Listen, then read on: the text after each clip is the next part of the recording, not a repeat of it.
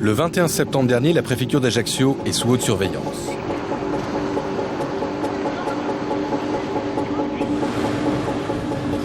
François Fillon effectue son premier déplacement sur l'île en tant que nouveau chef du gouvernement. Parmi les rendez-vous de cette journée, une étape particulièrement sensible. Un hommage rendu à un préfet, Claude Érignac, assassiné de 3 balles le 6 février 1998. Dépôt de gerbe par M. François Fillon, Premier ministre, en hommage au préfet Claude Érignac. Jamais, dans l'histoire récente de la France, un préfet n'avait été pris pour cible dans l'exercice de ses fonctions. Un traumatisme dans les relations entre la Corse et la métropole.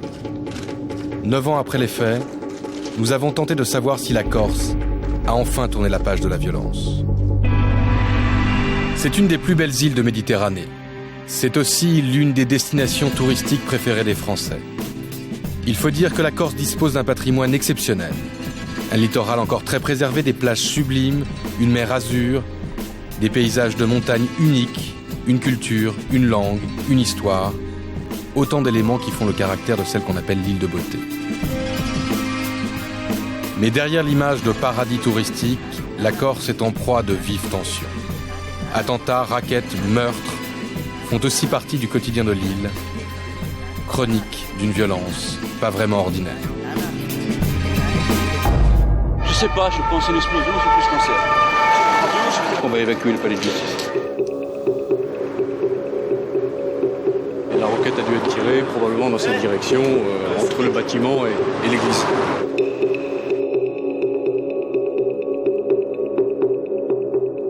Moi, j'ai pensé à des gens qui voulaient me racketter, à faire des terroristes qui étaient cagoulés. Tu vas préparer 100 000 € et si tu préviens la police, tu vas mourir, comme ça tu serviras pour exemple.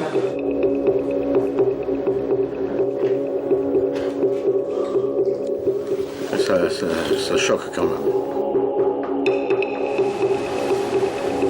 Le président d'Ajaccio qui me prévient qu'il y a eu un mitraillage du tribunal de Sartène cette nuit en Famas.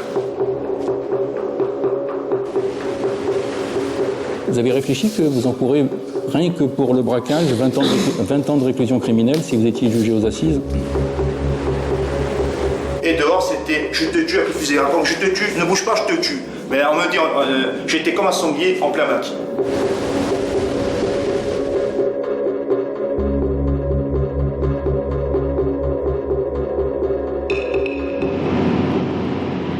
Pour lutter contre cette violence quotidienne et tenter de ramener la Corse dans le droit chemin, un personnage, à la mesure de l'enjeu, un ancien magistrat du pôle antiterroriste de Paris, Patrick Lalande, procureur général de la cour d'appel de Bastia. La voiture qui le suit, c'est son escorte de policiers. Sa mission est l'une des plus sensibles de l'île. Mettre sous les verrous tous les hors-la-loi de Corse. La journée s'annonce belle, mais en Corse, rien ne se passe jamais comme prévu. Monsieur le procureur vient de quitter Bastia au nord de l'île pour rejoindre Ajaccio dans le sud. Sa ministre, Rachida Dati, doit atterrir dans moins de 3 heures. Premier imprévu, le temps se gâte. Il va faire très mauvais sur le col. Et la route, elle est toujours difficile. Elle est toujours difficile. C'est pas la pluie ou la neige, ce sont les camions, les véhicules lents, les accidents, les incendies, les animaux, enfin tout. Bref, en Corse, le moindre déplacement n'est pas une partie de plaisir. C'est pour ça qu'ici, de toute façon, en Corse, on ne calcule jamais en kilomètres, mais en temps. L'heure tourne, le compteur est bloqué à 30 km/h. Un autre imprévu attend Monsieur Lalande. Il y a des travaux. Il y a des travaux, je pense qu'il y a des travaux, oui. Ah, il y a enfin des travaux, je sais pas, il y a un gros engin là. Il a l'air d'être coincé, je vois que les voitures font demi-tour. Il fait la queue, non? Là, c'est plus des travaux, à mon avis, il va y avoir un gros problème. Impossible de faire demi-tour, il n'y a qu'une seule route pour rejoindre Ajaccio. Le procureur général va tenter d'en savoir un peu plus en appelant les services centraux de secours. Bonjour, Patrick Lalande, le procureur général là.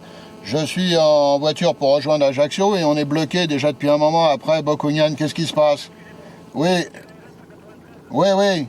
Il y a un accident après Bocugnan. Il y a un blessé grave, oui, d'accord. Ok, bon, d'accord, alors s'il y a les motards, je vais essayer de voir ça. Ok, merci.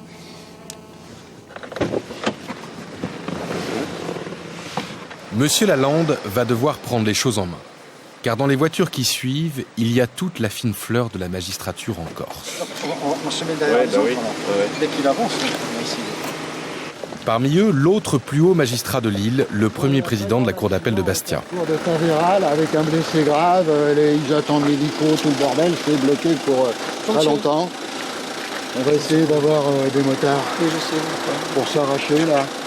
Les choses ne s'arrangent pas. Dans cette région reculée, le téléphone passe une fois sur deux. Un cauchemar pour les gardes du corps du procureur général. Putain, mais rien qui passe aussi. Ah, ici. Le téléphone passe pas. Reviens. Les magistrats préférant rire, la situation est surréaliste. À côté du premier président, le président du tribunal de commerce et le président du tribunal de grande instance de Bastia. Ouais, Jérôme. Allô, tu m'entends? Et la série noire ne fait que commencer. Le premier président va recevoir une autre mauvaise nouvelle. Écoutez, merci de me prévenir. Par ailleurs, je vous signale que nous, on est retardés par un accident. On est tous sur la route et on est bloqués entre Bocconian et Ajaccio. Donc on va essayer d'arriver à l'heure, mais on ne sait pas. D'accord, merci. C'est Jean, le président d'Ajaccio, qui me prévient qu'il y a eu un mitraillage du tribunal de Sartène cette nuit au FAMAS. On fasse un tour cet après-midi. Mitraillage. Tribunal d'instance de Sartène. Voilà. Cette nuit, vers 4h du matin. En guise d'accueil. Voilà. Il n'y a pas de victime. Non, 4h du matin, je pense que l'audience de police était terminée. Et bon, voilà, non, mais je veux dire, c'est plus symbolique, je pense, qu'autre chose. Enfin, c'est d'avoir des dégâts sur des vitres, des choses comme ça. Je suis donc quelqu'un qui est pour la suppression du tribunal d'instance de Sartène. À ma connaissance, c'est la seule action qu'il y ait eu cette nuit. Mais bon. Un accident grave sur la route, un attentat sur un palais de justice, jusqu'ici, rien que de très banal pour ces magistrats aguerris. Vous êtes en retard ou pas encore là? Oui. Oui, bonjour mon général, oui. Alors on est complètement bloqué avant Tavera. Là on va essayer de passer avec ma voiture. On a négocié ça au niveau de l'accident. Là on va passer avec une voiture et mon escorte. Mais on risque d'être en retard. Monsieur le procureur appelle les gendarmes à la rescousse. Vous envoyez les motards dans l'autre sens. S'ils peuvent nous tirer jusqu'à l'aéroport, ce serait très bien. Merci mon général, à tout à l'heure. Oui. Oui, a été mitraillé, oui. Ouais, j'étais informé. Ok, merci mon général, à tout de suite. Bon, bah là, comme ça, vous avez participé au quotidien des magistrats en Corse, vous voyez. Oui, je vois que c'est pittoresque. Non, si vous voulez, à un moment donné, on était un peu inquiets parce qu'il y avait à Bercy, si vous voulez, des gens qui travaillant sur des données technocratiques se disaient, la cour d'appel de Bastia, si on regarde tout ça, les moyens dont elle a besoin, elle est très similaire à la cour d'appel de Bourges. Oui, on avait un peu des inquiétudes. Oui, il y a quand même des particularités qui sont peut-être pas de même niveau. Voilà. Une façon très diplomatique d'indiquer que la vie d'un magistrat en Corse n'est pas tout à fait la même que sur le continent. Alors les balles ont traversé le blindage des vitres, se sont égayés un petit peu dans les bureaux, dans les meubles, dans les armoires, mais enfin sans gravité autre que l'impact. Alors elles ont traversé le blindage des vitres, mais imaginons que ça soit passé à des heures d'ouverture avec du monde dedans. C'est quand même intéressant de vérifier si les balles avaient encore un pouvoir d'esquinter du monde ou pas. Parce que si elles sont blindées, a priori c'est pour éviter ça. Bon, on dirait l'arme de guerre, c'est l'arme de guerre. C'est du 5,56 et FAMAS, ça traverse les blindages. Là, il n'y a pas grand-chose à faire. C'est intéressant de voir effectivement si elles avaient conservé leur pouvoir létal et voir aussi les trajectoires. Je partage votre avis, si elles ont traversé, ça serait bizarre qu'elles soient tombées juste comme ça derrière. On va voir les trajectoires de tir, s'ils étaient susceptibles de croiser la route d'un homme ou d'une femme debout ou assis. Oui, bien sûr. La ministre arrive dans moins d'une demi-heure. La descente se fait à tombeau ouvert. Ouais, d'accord. Donc on rentre sur le tarmac, quoi. D'accord, c'est bon, ok. Sous une pluie de plus en plus forte.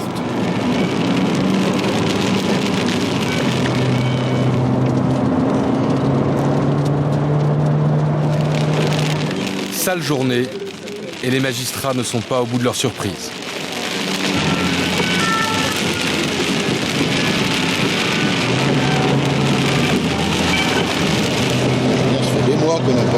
comme ça, des mois. Ils sont enfin arrivés de justesse pour accueillir la ministre.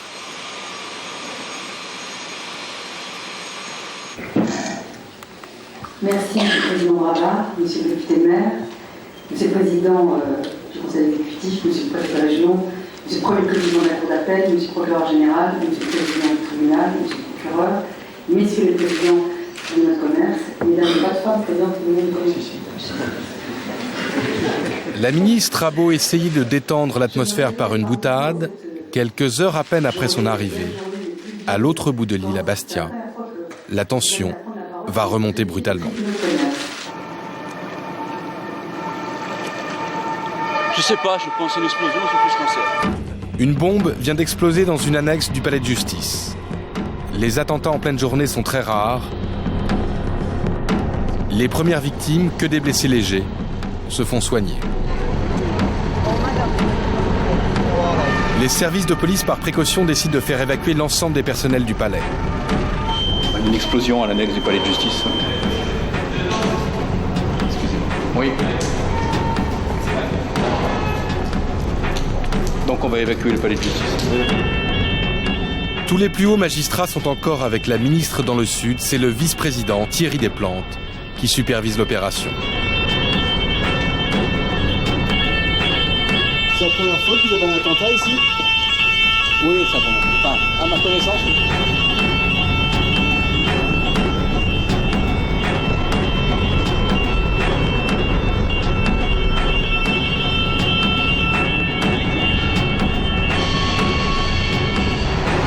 Il n'y a plus personne dans le palais, on a vérifié, il n'y a plus personne dans le palais de justice.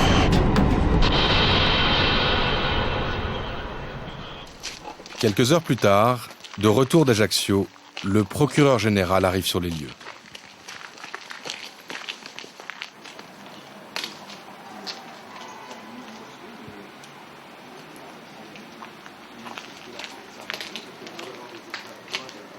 L'explosion s'est produite ici. La salle de formation est ici. Vous voyez que les vitres de la salle de formation ont volé en éclats, avec des débris projetés à l'intérieur. Donc, effectivement, ça tient du miracle si on n'a pas connu un véritable drame. Ça fait partie d'une journée un peu exceptionnelle pour vous? Oui, fort heureusement, absolument, oui. C'est la première fois que ce bâtiment a été touché? Non, ce bâtiment a déjà fait l'objet d'attentats et de tentatives d'attentats précédemment. D'accord. Vous vous attendiez à une action ou pas avec l'arrivée du ministre? On pouvait raisonnablement s'attendre effectivement à une action, et ce d'autant plus que depuis quelques semaines on assiste à une recrudescence de la violence, et notamment de la violence tournée vers les représentations de l'État. On a vu la caserne des CRS d'Ajaccio, on a vu la brigade de gendarmerie de Montésor à Bastia, et on pouvait malheureusement s'attendre à ce que cette escalade continue. Malheureusement, nos craintes ont été confirmées aujourd'hui. Monsieur le procureur général, certaines hier, Bastia aujourd'hui. Oui, certaines ce matin. Ce matin, oui, pardon. Oui, oui. Est-ce que la Corse s'installe dans une spirale violente? J'espère que non, mais force est de constater. Depuis le début de l'année, les attaques contre des bâtiments publics se multiplient. Depuis une quinzaine de jours. Parmi les principales cibles, les gendarmes. Comme ici à Montésoro, à quelques kilomètres de Bastia. Une roquette anti-char a dévasté en pleine nuit des bureaux.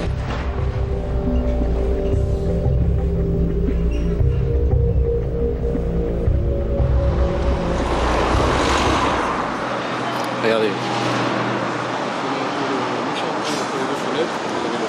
La roquette a dû être tirée probablement dans cette direction, entre le bâtiment et l'église.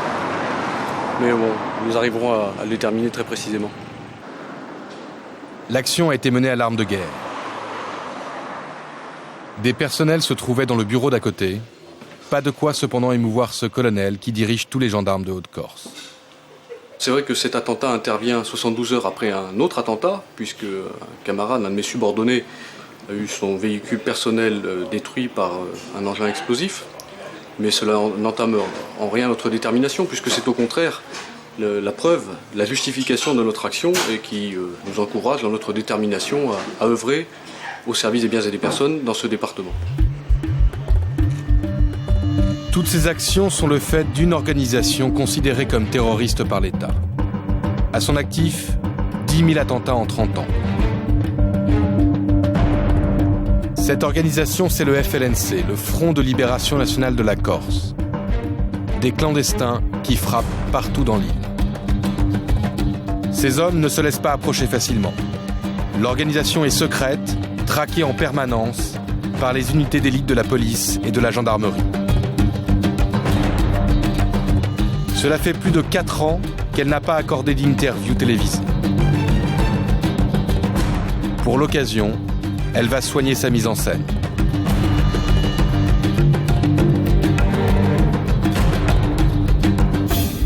Le rendez-vous a lieu de nuit dans le maquis. Une dizaine d'hommes, des cagoules et surtout des armes de guerre.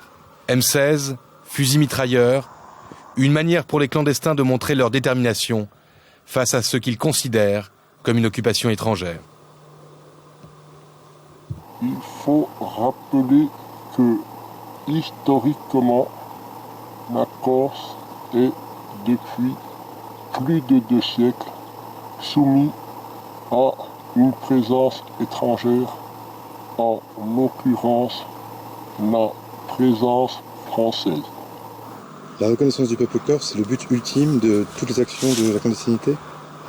Cette reconnaissance permettra inévitablement l'apparition d'une nouvelle configuration politique. Il va de soi que le FLNC, Union des combattants, que nous représentons aujourd'hui, prendra dès lors toutes ses responsabilités, c'est-à-dire que nous irons dans le sens d'un véritable apaisement durable. En clair, voilà leurs exigences adressées au nouveau pouvoir. Si l'État reconnaît que le peuple corse est distinct du peuple français, les clandestins arrêteront leur action. Le problème tel qu'il se pose aujourd'hui à la face du nouveau président français, M. Nicolas Sarkozy, est un problème éminemment politique. Et il n'aura de solution que par la voie politique d'un véritable dialogue sans tabou pour de véritables négociations qui ouvriront au niveau de l'Europe la reconnaissance du peuple corse sur sa terre. Cette guerre qui ne dit pas son nom entre l'État et le FLNC dure depuis bientôt 30 ans. 1975. Une poignée de militants corses prennent en otage des viticulteurs non corses à Aléria. Ils estiment subir une concurrence déloyale.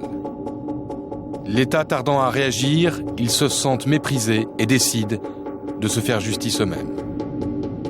La réponse du pouvoir est ferme, des blindés, des hélicoptères, des centaines de gendarmes et de CRS pour déloger les 10 militants autonomistes.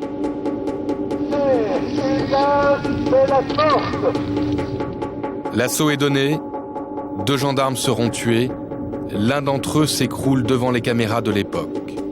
Une étape dans la violence vient d'être franchie. À la tête de l'opération, le docteur Edmond Simeoni négocie sa reddition et assume son action. Le combat politique commence et je pense que cette lutte aura l'avantage de cristalliser l'opinion publique sur des scandales que l'on a voulu étouffer. Docteur Simeoni, pour vous, c'est un succès ? Vous savez, je pense qu'on n'apprécie jamais ce genre d'affaires quand il s'agit de la vie d'un homme et surtout qu'on est médecin, en termes de succès ou d'échec. J'ai fait mon devoir, je vais continuer à le faire, je n'ai pas l'intention de me dérober à mes responsabilités, mais je suis sûr qu'aujourd'hui, un pas très grave dans l'escalade a été franchi. Edmond Simeoni est arrêté, il sera condamné à 5 ans de prison.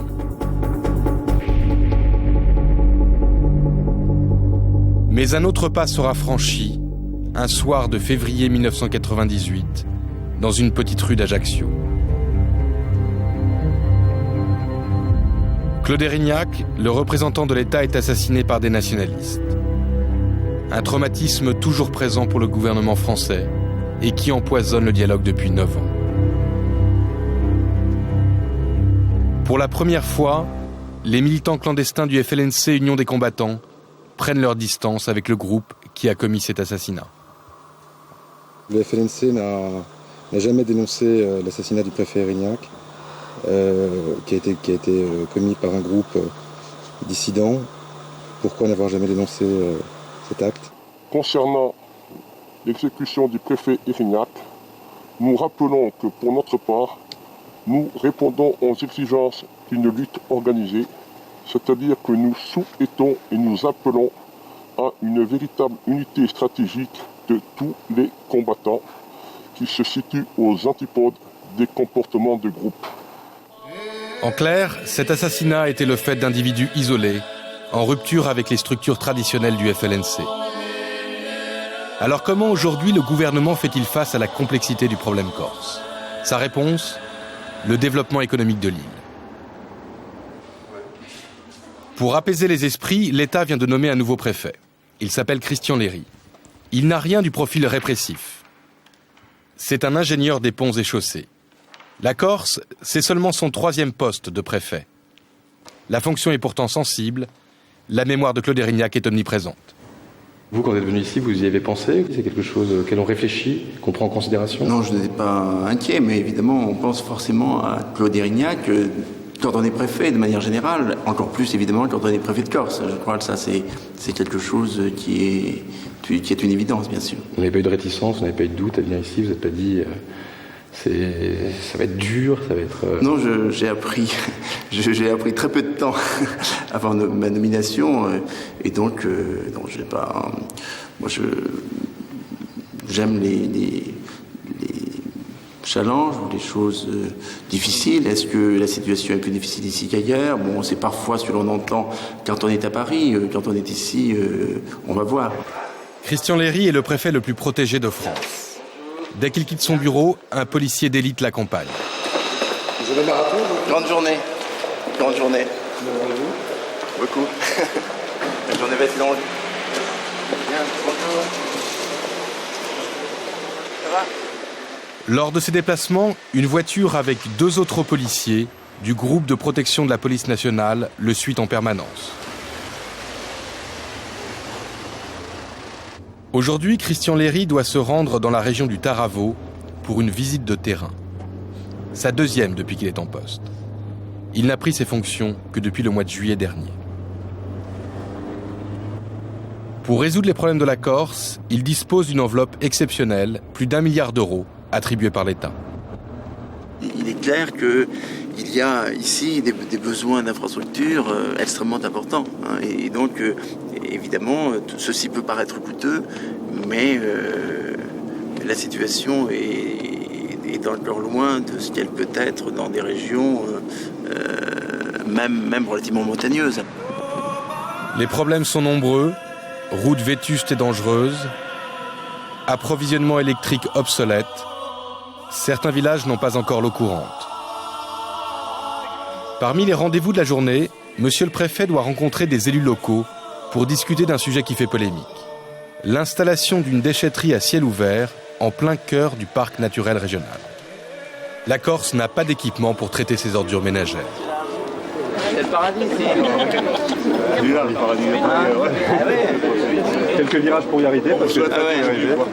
Ah oui, c'est toujours difficile pour atteindre le paradis. Absolument, je vous en prie, allez-y. À l'arrivée, l'ambiance est détendue. Mais monsieur Léry va découvrir à ses dépens que le ton en Corse peut vite monter. Monsieur le préfet de région, mes chers collègues, mesdames et messieurs les membres des conseils municipaux du canton de Tsigabo, merci à tous d'être là. Monsieur le préfet, bienvenue à Chamanatch et bienvenue dans le canton de Tsigabo. Merci beaucoup, monsieur le... Merci beaucoup, monsieur le conseiller général, mesdames et messieurs. Pour se faire adopter par la population, le préfet va jouer la carte de la simplicité et de la proximité. Pas très longtemps, depuis à peu près 2 mois et demi en Corse. Et donc, pour te dire, moi je suis originaire d'un petit village d'Auvergne qui est à 700 mètres d'altitude, donc qui est à peu près... voilà, où mon père avait une petite ferme, était boulanger du village, et où mon frère a été maire pendant 15 ans, et donc, si vous voulez, je ne suis pas dépaysé ici du tout. Je pense que les problèmes que vous rencontrez ne sont pas très éloignés de ceux de l'Auvergne. Voilà, donc vraiment, je suis très très heureux d'être parmi vous. Merci à vous.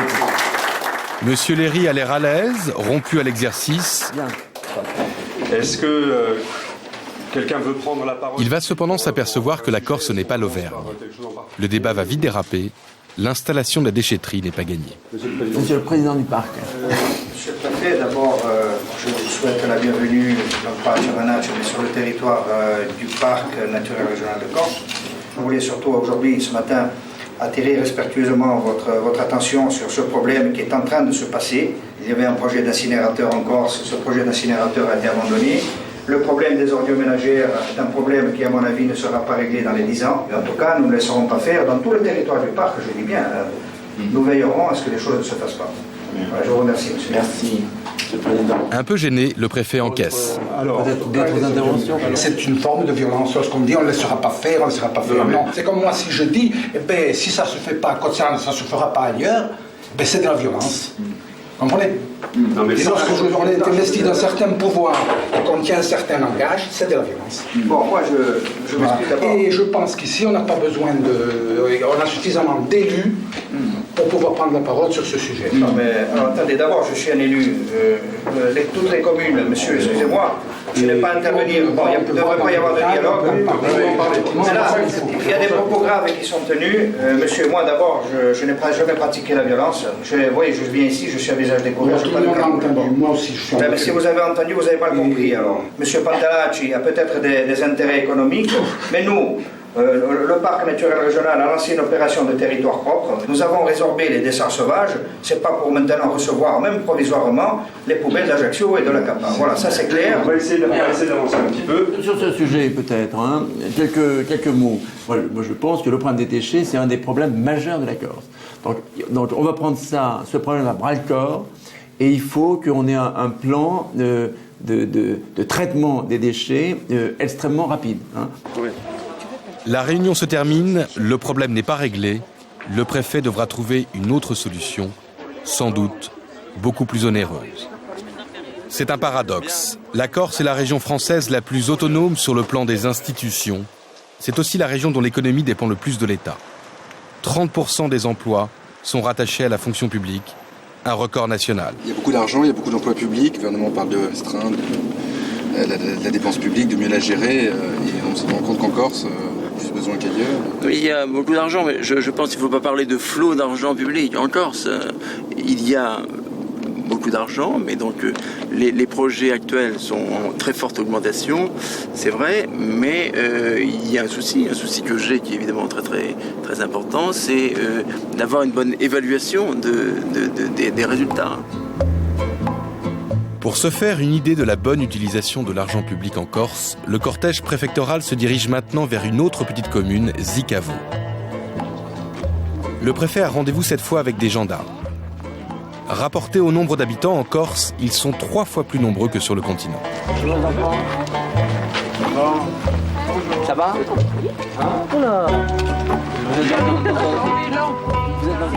Les conditions de vie sont plutôt appréciables. Il n'empêche, pour faire venir les gendarmes dans cette région à risque, l'État leur octroie un petit coup de pouce. Les militaires touchent 5 ans de cotisation retraite pour 3 ans de présence. Très bien. Devant le plus haut représentant de l'État, ils préfèrent cependant parler qualité de vie que violence. En moyenne, on reste 3 ans et puis on demande d'aller peut-être sur le littoral. Les 6 l'année, ils sont pas là, personne n'est là depuis plus longtemps. Le plus ancien à 3 ans. Mais néanmoins, des gens qui sont bien parce que on s'habitue, si on veut, on n'a pas le marché, mais par contre on a les jardins, on a quand même des légumes frais. Hein, et puis on a les rivières, quand en période d'ouverture de la pêche, il y a certains sont pêcheurs, il faut s'adapter vraiment. Si on fait des économies, on n'a pas de carte bleue, il n'y a pas de magasin, donc comme ça, on ne dépense pas d'argent. Voilà, tout à fait. Mais il n'y a pas de. Il y a beaucoup d'avantages. On les trouve les avantages. Indéniablement, quand on vient en Corse, on a le soleil, l'ensoleillement, la montagne, la mer. Voilà. Bref, le paradis. Enfin presque. Il n'y a pas de souci particulier. Chacun a son travail. Jamais eu de problème, jamais été attaqué. Si, mais ça entre dans le cadre, c'est pas spécifiquement la brigade de Zicavo, c'est dans le domaine de la gendarmerie, et ça, bon, ça dépasse le cadre de ce que je peux vous dire, quoi. Voilà, dans ce domaine. la brigade de Zicavo a eu le droit à son petit mitraillage rituel. Bien. L'initiation continue pour monsieur le préfet. Il aura beau faire, il ne pourra pas éviter de croiser sur son chemin les stigmates de la violence. Son troisième rendez-vous, c'est la visite d'un abattoir financé pour partie par l'État. Problème, la veille, l'abattoir a sauté. Un camouflet. En plus des dégâts matériels, il a sur les bras 18 familles du village qui attendaient des emplois de cette installation. Bonjour. Bonjour. La population d'une bonne partie de Kotzan est ici. Voilà. Hein, monsieur le maire? C'est un village qui vit, est intéressant au niveau économique. Bien sûr, oui. Voilà. Et qui veut vivre. Voilà. Très bien. Et qui veut vivre. Nous allons voir donc ces dégâts, on va descendre. D'accord, c'est par ici? C'est par ici. D'accord. Très bien, merci. Merci beaucoup. Les habitants sont déçus, le préfet ne semble pas trouver les mots pour les soutenir. L'inspiration va finir par arriver. Mais on va le reconstruire, hein, rassurez-vous.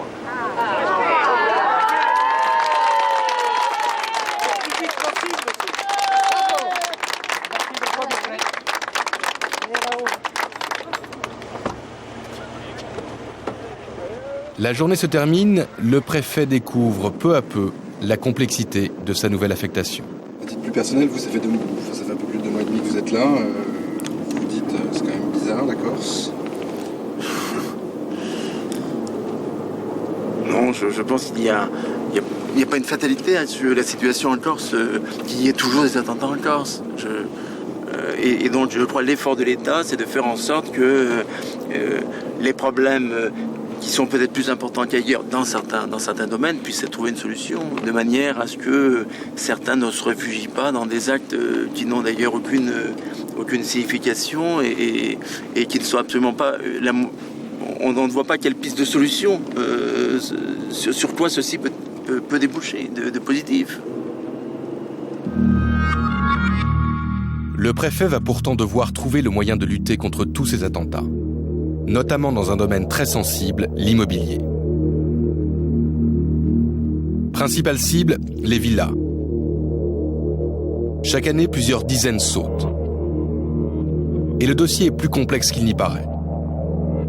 Car une majorité de ces attentats seraient de simples escroqueries à l'assurance ou des règlements de compte entre entrepreneurs. Seule une minorité est encore aujourd'hui le fait du FLNC. Ces attentats touchent essentiellement des non-corses, mais personne n'est à l'abri d'une erreur. Monsieur et Madame Mariani en ont fait les frais. Il y a 2 ans, ils construisent la villa de leurs rêves sur la baie d'Ajaccio. La maison est réalisée par des entrepreneurs corses et dans le respect de toutes les règles locales. Et pourtant, quelques mois après la fin des travaux, un attentat a tout détruit. Et alors, la charge était placée où? Devant la porte d'entrée, à l'extérieur, sur le perron. Et tout a pris feu? Ouais. Ça va être un morceau de la porte d'entrée. Qui s'est mis dans le mur. Les dégâts sont considérables, aucune pièce n'a été épargnée.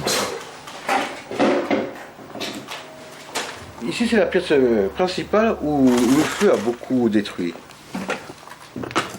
Vous voyez, mettons ce qui resterait du plafond.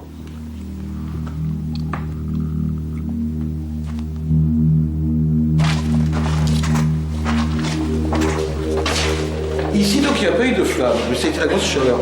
Regardez, par exemple, le tableau électrique.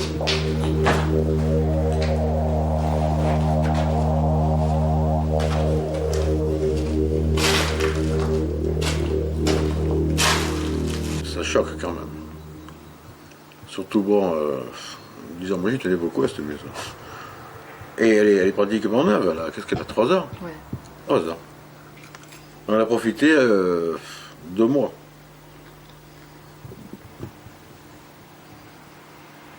Et à chaque fois que vous revenez ici, ça remue de... Ouais, c'est toujours un sentiment de tristesse, hein, c'est sûr, à chaque fois qu'on revient, on est triste, on est un peu en colère aussi.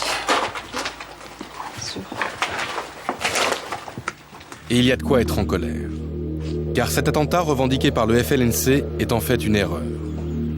Les Mariani l'apprendront quelques mois plus tard, après avoir protesté publiquement.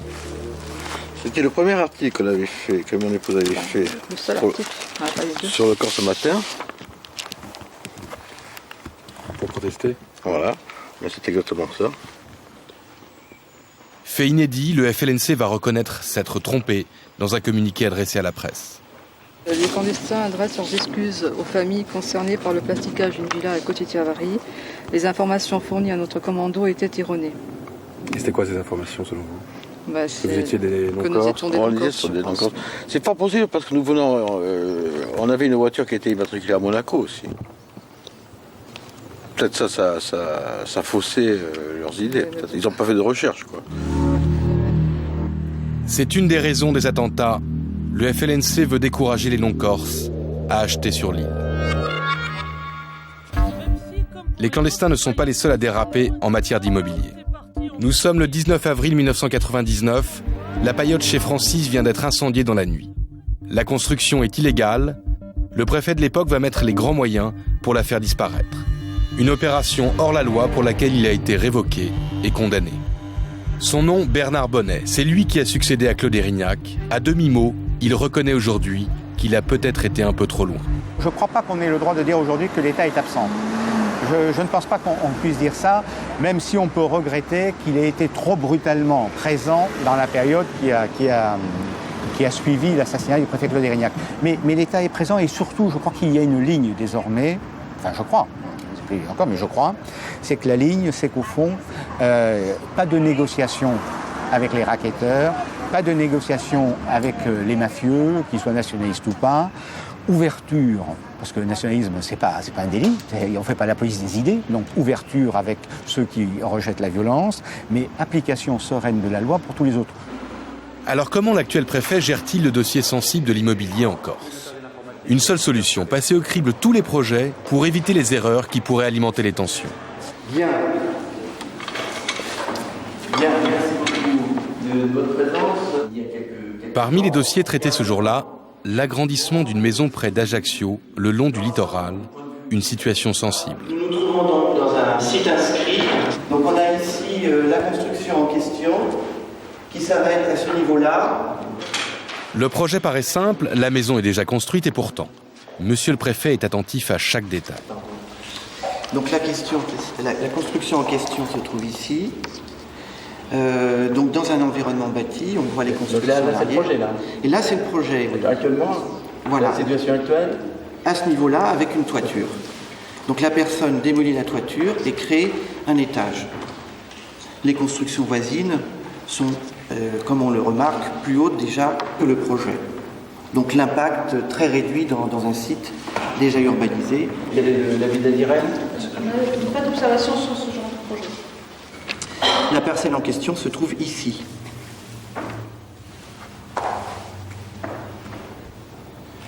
Ok, cette zone, donc, c'est la bande de 100 mètres, ça? Non, c'est la bande des 100 mètres. C'est la bande des 100 mètres. Cette bande, c'est l'un des piliers de la loi littorale qui interdit toute nouvelle construction à moins de 100 mètres du rivage. Parce que là, généralement, donc, ces zones sont inconstructibles, sauf si l'on a une zone déjà urbanisée. Voilà, tout à fait. Et ça, c'est urbanisé de longue date? Ah oui, oui. Hein? Depuis 14 ans. Ça, c'est le premier élément. Le deuxième, c'est que la construction existe. Et il s'agit simplement de réaménager cette... D'accord. Après une demi-heure de débat, l'autorisation d'agrandissement est enfin accordée. Donc, si tout le monde est d'accord, bien. Il y a beaucoup de préfets de région en France qui s'occupent de problèmes d'extension de maisons individuelles comme... Les préfets de région sont aussi préfets de département, partout en France. Et donc, effectivement, il y a un certain nombre de cas où la sensibilité exige effectivement que les préfets s'impliquent. Mais c'est vrai que le débat d'urbanisme est un débat, effectivement, qui est assez sensible, bien sûr, en Corse. Revendications nationalistes, attentats, dossier chaud de l'immobilier, le préfet va devoir trouver vite des solutions pour apaiser les esprits. Car les tensions continuent d'être exacerbées et les dérapages risquent aujourd'hui de se multiplier. En Corse, ce n'est pas un vain mot. Retour à Bastia, au palais de justice. Patrick Lalande a un gros problème sur les bras.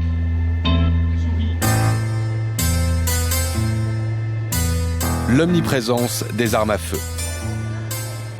Il y a une culture des armes, il y a beaucoup d'armes, même si l'action énergique de la police et de la justice a dû commencer à faire évoluer les choses. Il est vrai qu'il est très mauvais de se faire prendre avec une arme et de passer devant les juridictions corses où les sanctions sont tout à fait remarquables et significatives, et cela beaucoup plus que sur le continent, oui.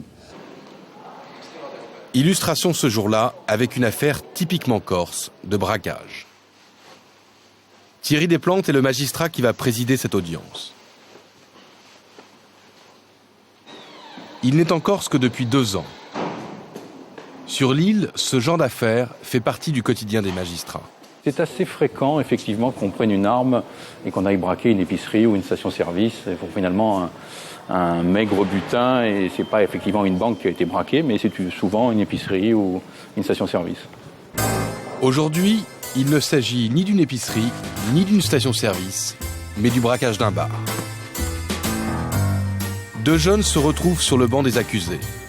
L'un comparé libre, l'autre dans le box, derrière des vitres blindées. Alors, vous étiez donc dans la région bastiaise depuis une dizaine de jours et vous décidez finalement d'aller faire ce braquage pour des raisons qui sont tout à fait surprenantes. Dans la procédure, vous avez dit l'un et l'autre, c'est parce que j'avais plus de carte bancaire, on voulait faire le plein d'essence, on n'avait pas d'argent, on voulait boire un coup. Donc on a décidé d'aller faire ce braquage. Finalement, chacun revendique d'avoir eu l'idée de ce braquage. Alors finalement, l'idée, c'est plus vous, c'est plus monsieur Digny. Bon. Donc, à partir de là, vous faites donc ce braquage pour 200, 300 euros, on ne saura jamais, il y a une petite imprécision sur le... Bref, on est loin de la grande organisation criminelle. Là, vous prenez la fuite, vous êtes pris en chasse... Les 2 prévenus ont agi à visage découvert et ont pris la fuite à bord de leur propre véhicule. La suite de leur aventure va tourner à la farce. Donc, vous vouliez échapper à la police, hein ? Ouais. Bon. Donc vous avez fait tout pour échapper, effectivement. Une deuxième véhicule vous prend en chasse, mais finalement vous perd de vue et on retrouve le véhicule. Le véhicule est vide et vous partez dans le maquis.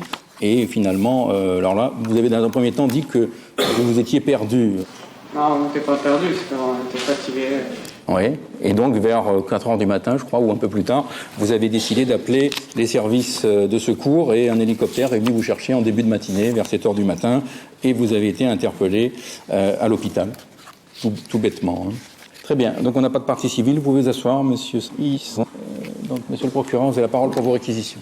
Les circonstances d'interpellation des auteurs pourraient prêter à sourire lorsqu'on considère que ceux-ci ont été contraints d'appeler la sécurité civile pour venir à leur secours, s'étant égarés dans le maquis à la suite de leur fuite. Alors bien évidemment, cet épisode met à mal le mythe du bandit corse se réfugiant dans le maquis impénétrable pour échapper aux forces de l'ordre, puisqu'en l'espèce, certes, ils échappent aux forces de l'ordre, mais ils les rappellent ensuite au secours. Les condamnations seront plus lourdes que les réquisitions du procureur de la République. 2 ans ferme pour l'un, 3 ans pour l'autre.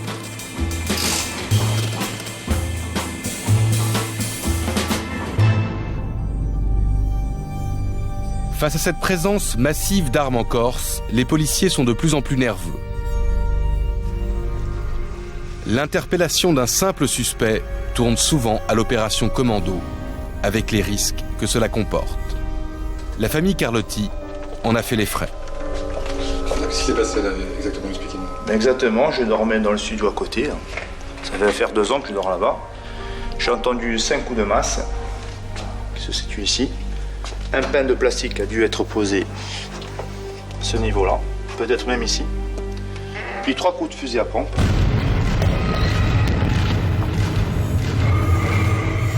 Là, c'est l'éclat d'explosif qui a provoqué la rupture du verrou. Le verrou qui se situe maintenant à 100 mètres, à ce niveau-là. Le projectile. Ça, c'est le reste du verrou aussi. Oui. Voilà, toujours. Là, ça a volé en éclats. En éclats. Imaginez si j'étais à l'étage. Qu'est-ce que j'aurais fait me connaissant? Je serais descendu ici. Voilà. Donc le résultat, c'est clair, j'étais mort. comment vous avez réagi, vous, monsieur? Vous avez pensé à quoi? Moi, j'ai pensé à des gens qui voulaient me racketter, à faire des terroristes qui étaient cagoulés, lui en noir, comme des vrais terroristes. Hein. Et dehors, c'était je te tue à coup de fusil. Donc je te tue, ne bouge pas, je te tue. Mais on me dit, j'étais comme un sanglier en plein maquis, un fugitif. Voilà. Et à ce jour, je ne suis plus le même. Que ce soit clair, je suis traumatisé. L'interrogatoire sera de la même intensité. En fait, les policiers voulaient apparemment lui faire avouer un lien supposé avec des poseurs de bombes. C'est obligé qu'un jour on t'a fait un rentre-dedans, mais indirect, mais dis-le quoi. Mais dis-le, c'est rien François, mais on sait que t'es pas un poseur de bombes, on sait que t'as pas plastiqué, mais on le sait, mais dis-le quoi. Un petit rentre-dedans, mais rien du tout quoi. Un petit oui, putain de merde, tu me fais chier, un petit oui. Tu sais au moins ce que c'est un petit oui, voilà, c'était comme ça. Un petit oui, pendant des heures c'était comme ça, un petit oui. Non, c'est non. Je vous dis que j'ai rien à me reprocher, c'est non, on m'a rien proposé. Rien du tout. Je suis un homme avant tout, j'ai dit la vérité, j'ai une bonne éducation. Eh bien si ton père t'a pas dressé, moi je vais te dresser. Voilà. Terroriste, toi, sur la photo, cagoule, toi, oui, ta cagoule qu'on a retrouvée à la maison, oui, une cagoule que je mettais pour faire de la randonnée en montagne.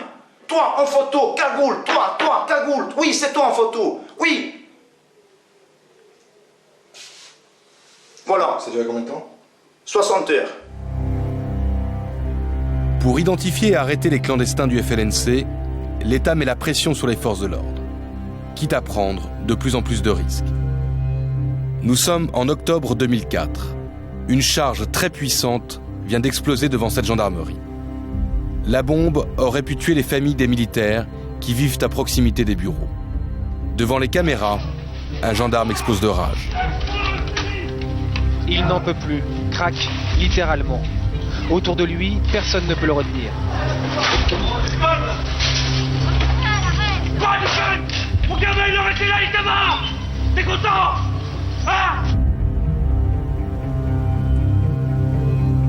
La préparation de cet attentat était pourtant connue. Une unité d'élite de la gendarmerie était sur place, mais ils n'ont pas prévenu les familles pour tenter d'arrêter les poseurs de bombes en flagrant délit. La bombe explose, les clandestins leur échappent. Le général Richard Lizuret est le patron de la gendarmerie en Corse.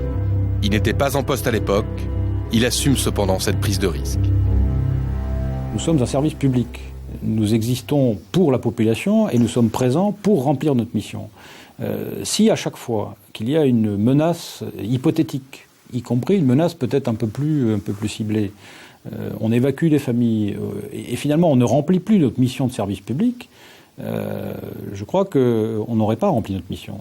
Et c'est vrai que la décision quand même de mise en sécurité des personnels et de leurs familles, moi, me paraît essentielle. Là, la priorité était d'arrêter les terroristes et non pas de protéger les familles. L'idéal est de poursuivre les deux buts en même temps, c'est-à-dire qu'il faut à la fois protéger les familles et les personnels, mais en même temps mettre tout en œuvre pour interpeller les fauteurs de troubles et les auteurs d'infractions. Les forces de l'ordre n'ont pas la tâche facile en Corse. D'autant qu'elles sont confrontées à une dernière caractéristique de l'île, la loi du silence. Et quand un homme se dresse courageusement pour la briser, le dossier est plus complexe qu'il n'y paraît. Souvenez-vous de Lucien Benvenuti, ce restaurateur devenu un symbole républicain de résistance, félicité personnellement par le président de la République pour avoir dénoncé le racket dont il était victime. Ils vous ont appelé, ils vous ont menacé? Ils m'ont appelé en plein service le 22 juin en me disant voilà, on te connaît, on connaît ta femme, on connaît ta fille, on te suit, on sait qui tu es. C'est le front, il faut aider le front. Tu vas préparer 100 000 euros et si tu préviens la police, tu vas mourir, comme ça tu serviras pour exemple. Voilà. Pourquoi vous avez vraiment décidé de médiatiser cette affaire? Parce que pour vous protéger ou pour... Au départ, c'était pour nous une forme de protection. Après, vous avez la possibilité aussi, la médiatisation, parce qu'on ne pensait pas que ça allait être médiatisé à ce niveau-là, quoi. Après, la médiatisation fait qu'on vous donne la parole, donc on la prend. Donc je la prends avec vous aujourd'hui comme je l'ai prise avec tout le monde, quoi. Mais si M. Benvenuti a décidé de médiatiser son affaire, c'est aussi pour d'autres raisons. En fait, le GIGN avait tendu une souricière pour arrêter ses maîtres chanteurs. Les magistrats lui avaient demandé de garder le silence. M. Benvenuti a préféré prévenir la presse. Ces racketteurs ne se sont plus jamais manifestés. Il faut savoir que juste avant que vous médiatisiez l'affaire, il y avait une opération qui était montée par le GIGN notamment pour arrêter les personnes qui étaient... Non, si... une sollicière qui était montée par les gendarmes et la justice pour les arrêter. Vous avez décidé de médiatiser plutôt que de les arrêter. Moi, je protège personne, là. Je veux dire, je protège certainement pas mes racketteurs. Je fais tout ce ramadan pour qu'ils soient pas protégés, pour qu'ils soient emmerdés. C'est qu'il y a une enquête, etc. C'est assez ténu, parce qu'il s'agit... Ils auraient pu se faire serrer avec les pinces, avec le GIGN. Voilà, ils auraient pu se faire serrer, à condition que moi aussi, je réagisse différemment de ce que j'ai fait. Autrement dit, certains Corses sont prêts à dénoncer le racket, mais pas à envoyer des racketteurs corses derrière les verrous. Il y a encore entre l'île de Beauté et le continent beaucoup de zones d'ombre, et il faudra sans doute du temps pour que les relations s'éclaircissent de part et d'autre.